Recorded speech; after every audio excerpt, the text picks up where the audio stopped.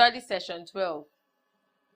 J. Rousseau, The Social Contract. Introduction. Jean-Jacques Rousseau was a French political philosopher. He opined that the sciences, arts, and social institutions have corrupted humankind, and that the natural or primitive state is superior to the civilized one. In his treatise on politics, Rousseau called for a social contract and made a case for civil liberty and rule by consent. He introduces the idea of the general will and sees it as the general preserver of the whole social compact, and also the source of laws for everybody within the state. Hence, government should administer the compact with the aid of the general will. Rousseau also maintained that the government is only an agent of the people, having delegated powers which can be modified or withdrawn by the general will. He opted for direct governance, like the direct democracy in Athens.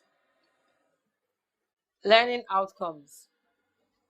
When you have studied this session, you should be able to give a biography of Rousseau, explain Rousseau's idea on the social contract theory, give a definition of Rousseau's general will idea, explain Rousseau's idea on the nature of man. Jean-Jacques Rousseau in focus. One of the most influential Enlightenment thinkers, French philosopher Jean-Jacques Rousseau, argued that individual freedom is more important than state institution. His political writings helped inspire the French Revolution of 1789 to 1799. He also wrote eloquently on education,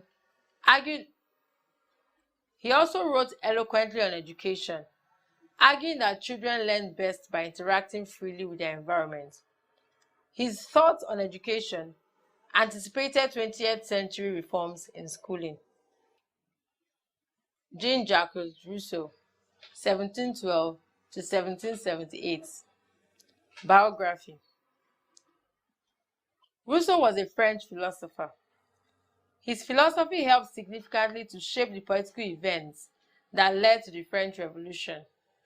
His works have influenced education, literature, and politics. Rousseau was born in Geneva, Switzerland. His family was of French Protestant origin. His mother died immediately after giving birth to him, leaving him to be raised by his quarrelsome father. Rousseau's father had to flee Geneva after a fight, and his uncle took responsibility for his upbringing. In 1728, Rousseau absconded from Geneva and started a life of vagabondage until he met Louise de Warens, a well-to-do widow. She influenced him to join the Catholic Church, and both of them got married. However, Rousseau abandoned the marriage in 1740. He went to Paris seeking fame and fortune in a musical career. Through some financiers, Rousseau became the secretary to the French ambassador in 1743 and 1744. The turning point in Rousseau's life came in 1749 when he wrote an essay to the Academy of Dijon on whether the sciences and arts have contributed to moral purification. Rousseau submitted his discourse, in which he attacked the arts and sciences for corrupting humanity. He won the prize and the fame he had so long desired. See World Book Encyclopedia, 1993, and Sabian and Thorson, 1973. Rousseau reconverted to Protestantism in 1757 to regain his citizenship.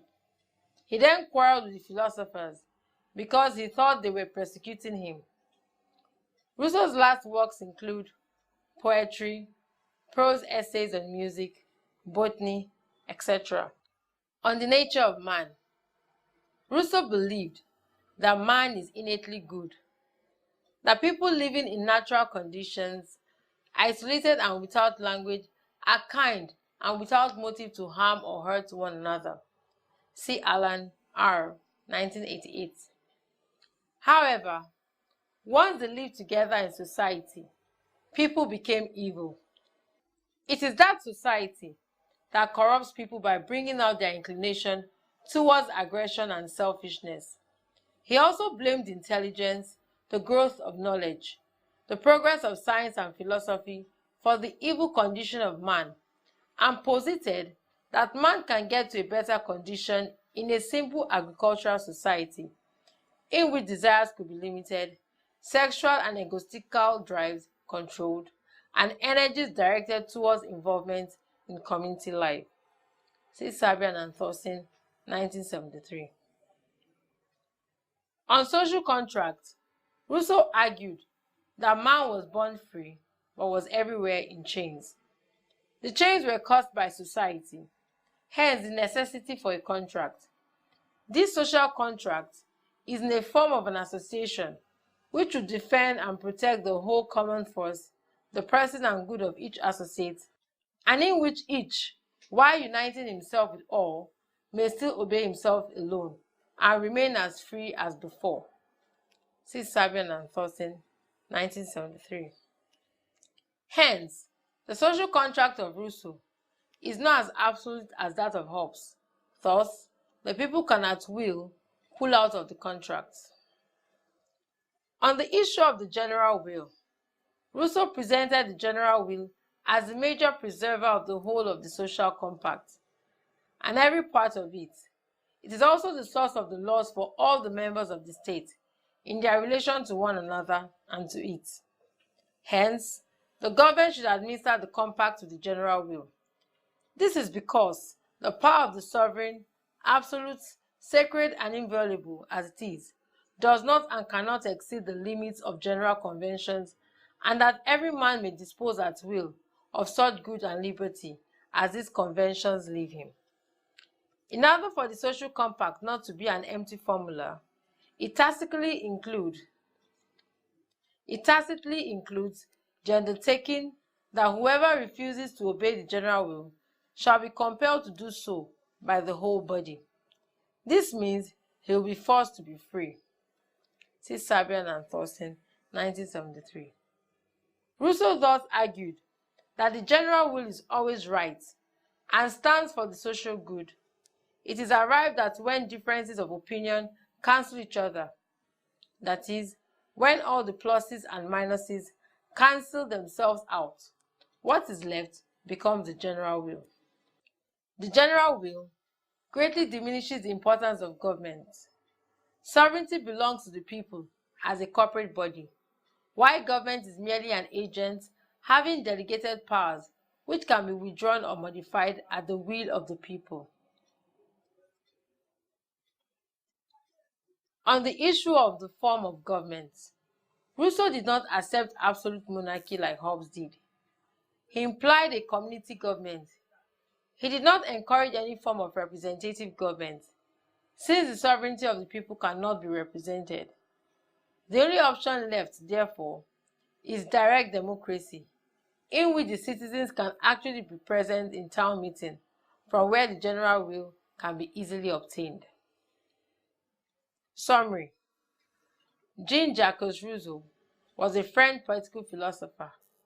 In his Social Contract, a treatise in politics, he maintained that man in society is in chains, orchestrated by society and agents of civilization, that this condition necessitated the formation of the social contract, which will protect and preserve the members of the compact. Rousseau maintained that the compact which resulted from the social contract would be administered with the general will, and the government should be a mere agent acting on behalf of the compact. He said that the powers of the government can be modified or withdrawn at will, based on the general will. He also maintained that the general will is for the good of all, and those who refuse to obey it should be forced to do so. End of study session 12. Thank you for listening.